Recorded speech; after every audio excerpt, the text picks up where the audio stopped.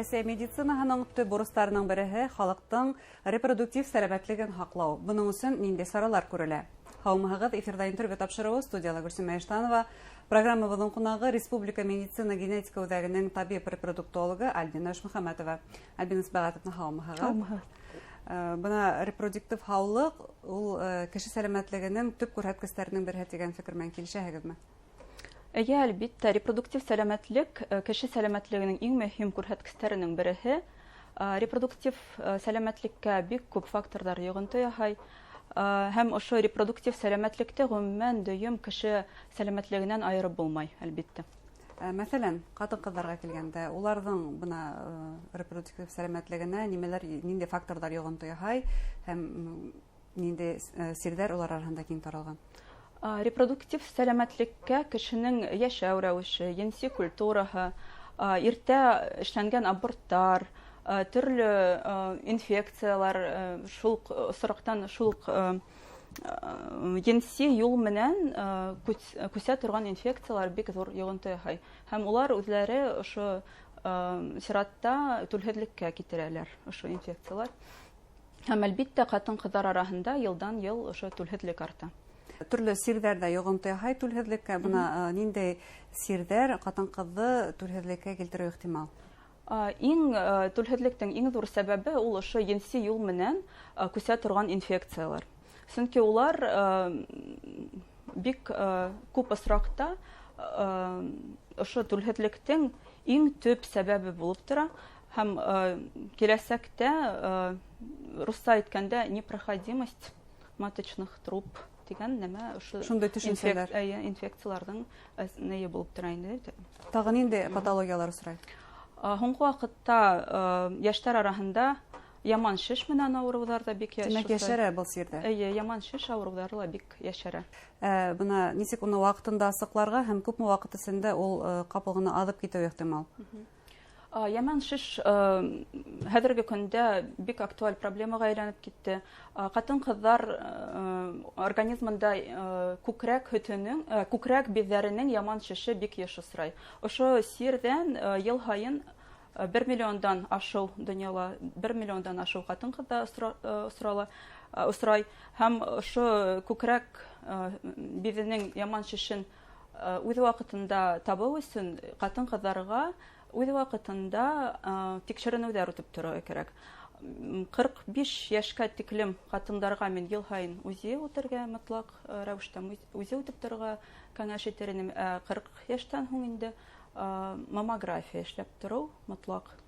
Һәм әйтеп үтергә кәрәк, сәләмәтлек поездары республика буйлап сәйәхәт итә һәм ул халыҡҡа бына тап ошо хеҙмәттәрҙе күрһәтә дип. Шундай программалар диспансеризацияға как раз үҙеңдең сәләмәтлегеңә битараф ҡалмаҫҡа кәрәк.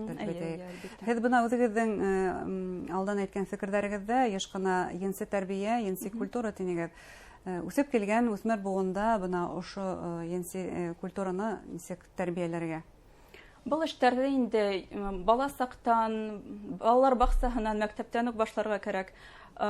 Үҫмерҙәр араһында төрлө енси темалар тураһында лекциялар уҡыу, мәҫәлән. Өндәшмәй ҡалмаҫҡа иң мөһиме. Эйе.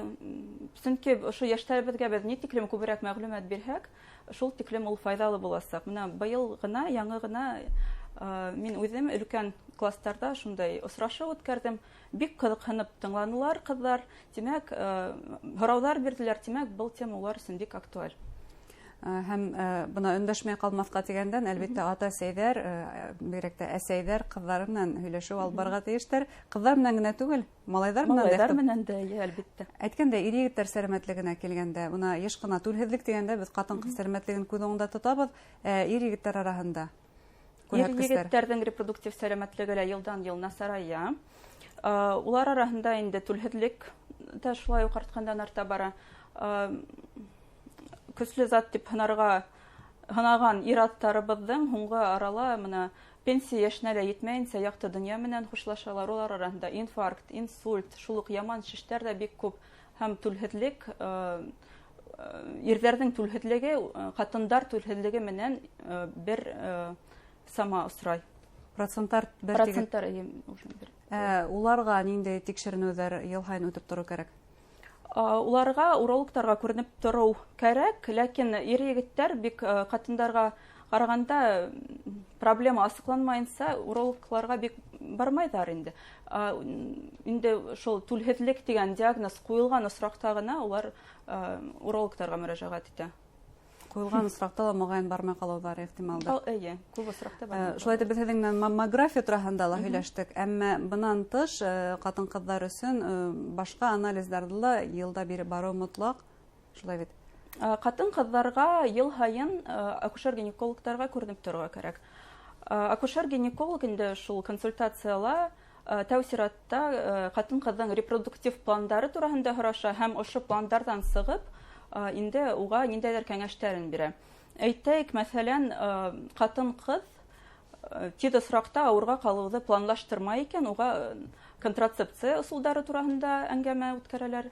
Әгәр ҙә ҡатын-ҡыҙ тиҙ осраҡта ауырға ҡалыуын теләй икән, уға инде ниндәйҙер анализдар биреп, түбән тикшеренеүҙәр үтәргә кәңәш ителә. Йөклөлөктө планлаштырыу дип атала был.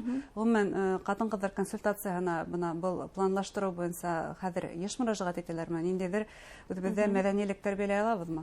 Аллаға шөкөр, йәштәрҙең менталитеты үҙгәрә тип әйтергә була һәм һуңғы йылдарҙа ошо ғаиләне, бала табыуҙы планлаштырыу модаға инеп килә. Был әлбиттә яҡшы күренеш, йәштәребеҙ араһында ғөмүмән сәләмәт тормош алып барыу, дөрөҫ туҡланыу ҙа һуңғы йылдарҙа йыш осрай. Әлеге ваҡытта республикала бына аборттарҙы тыйыу түгел, киреһенсә бына бала табыуға халыҡты, ҡатын-ҡыҙҙарҙы өгөтләү буйынса ниндәйҙер программалар бара. Бына уларҙың әһәмиәтен нисек баһалайһығыҙ? Ошо программаларҙың әһәмиәте әлбиттә бик ҙур. Яңы ғына бала тап дигән программа республикабыҙҙа үткәрелә башланы. Шулай уҡ аборттарға килгәндә инде ҡатын-ҡыҙ консультацияларында күптән инде тыныслыҡ аҙнаһы тигән нәмәлә бар. Аборт эшләйем тип консультацияға килгән ҡатын-ҡыҙларға бер аҙна ваҡыт бирелә һәм ошо бер аҙна эсендә улар ниндәйҙер проблемаларын ыңғай яҡҡа хәл итеп, бала табырға тигән уй менән кире консультацияға әйләнеп ҡайталар. Һеҙҙең акушерлыҡ тәжрибәһендә бындай осраҡтар күп булдымы? Булды, эйе. Артабан моғайын да һеҙ уларҙы инде бала табыу йортона йүнәлткәнһегеҙҙер. Эйе, әлбиттә. Бына үҫмерҙәр буйынса, тәрбиә буйынса профилактик саралар тураһында һөйләштек. Шулай да үҫмер ҡыҙҙар араһында аборттар һаны күпме? Ҡыҙғанысҡа ҡаршы, үҫмерҙәр араһында аборттар һаны осрай. Рәсәйгә килгәндә инде 300 мең аборт эшләнелә үҫмерҙәр араһында. Был инде иртә енси тормош башлауҙан торалыр инде, шунан киләлер. 60% йәштәр 17 йәшкә тиклем енси тормош менән йәшәй башлайҙар әлеге көндә. Шуға әлбиттә улар араһында ошо аборттарҙа осрай. Аборттың иң ҙур зыяны инде ул ошо буласаҡ ҡатын-ҡыҙҙың аборт эшләткән буласаҡ киләсәктә түлһеҙ булыу ихтималлығы арта. Был әлбиттә бөтә аборт эшләткән ҡатын-ҡыҙҙа түлһеҙ була тигәнде аңлатмай, ләкин улар араһында ошо түлһеҙлек йышыраҡ осрай. Бына бөгөн юғары медицина ул бит инде түлһеҙ парҙарға, балаһыҙ ғаиләләргә ярҙамға килә. Республиканың шулай уҡ айырым программаһы бар, уның тураһында ла иҫкә төшөрөп үтәйек. Бүгенге көндә түлһеҙлекте ошо дәүләт алып барған демография сәйәсәтенең бер өлөшө булып тора. Һәм ошо түлһеҙлекте дауалау мотлаҡ медицина страховкалары фонды сектәрендә ошо дәүләт программаларына ярашлы түләүһеҙ алып була. Был инде беҙ ЭКО яки экстракорпораль аталандырыу тураһында һөйләйбеҙ. Ошо ЭКОға квоталар йыл һайын бирелә. Мәҫәлән, 2016 йылда 800 квота бирелһә, быйыл инде квоталарҙың һаны 1800. Тимәк, йылдан-йыл квоталарҙың һаны арта һәм ошо түлһеҙ парҙар өсөн хөкүмәт тарафынан ниндәйҙер ыңғай үҙгәрештәр әлбиттә бар. Ниндәй һандар тураһында һөйләй алабыҙ? Мәҫәлән, быйыл күпме ғаилә өмөт итә ала? Быйыл 1800 ғаиләгә ошо квоталар биреләсәк. Нисек һуң бына ошо квота ала, әммә барыһы ла уңышлы булмай бит был процедураларҙың? Әлбиттә, ЭКО ул панацея түгел. ЭКОның эффективлығы бүгенге көндә 30%.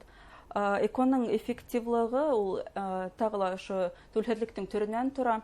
Һәм әлбиттә, ҡатын-ҡыҙҙың йәше лә бик ҙур йоғонто яһай.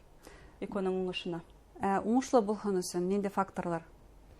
Бәлки туклану үзгәртергә кирәктер. Тагын алдан ничектер әзерләнергә кирәкме бул процедура? Алдан әзерләйбез без аларны. Ләкин бары ЭКОга бит инде бик сәламәт булган хатындар килмәй. Бары уларда ниндәйдер авыру бар һәм ул бер касан да 100% эффективлык бирмәясәк. Һәм һездә үтмәйдер бул процедуралар хатын-кызның сәламәтлеге өчен? Чөнки ЭКО ул зур гормональ кисерештәр һәм ЭКО хатын-кыз организмы өчен бик зур стресс. Һәм бына ошондай ниндидер стресстарга дусар булмас өчен үсмер яшьтән балаларны сәламәт тормыш рәвешен алып барырга, аңлатырга, профилактик эшләр алып барырга кирәктер. Әлбәттә. Тамашачыларга нинди теләктәр җиткерәсегез? Тамашачыларга инде ошо хатын-кызлар һәм ир-егетләр буласак бала табуды планлаштырһындар инде, чөнки ата-әсә булу ул зур шатлык кына түгел, ә зур яуаплылык. Ошо турала гелән истә тотһындар инде яшьләребез. Ягъни безнең сәламәт киләсәгебез бүген башлана дип әйтә тоторга кирәк. Әңгәмәгез өчен сезгә зур рәхмәт. Хөрмәтле тамашачылар, безнең студияла Республика медицина генетика үзәге репродуктологы Альбина Ишмөхәмәтова булды. Игътибарыгызга рәхмәт. Һау сәламәт булыгыз.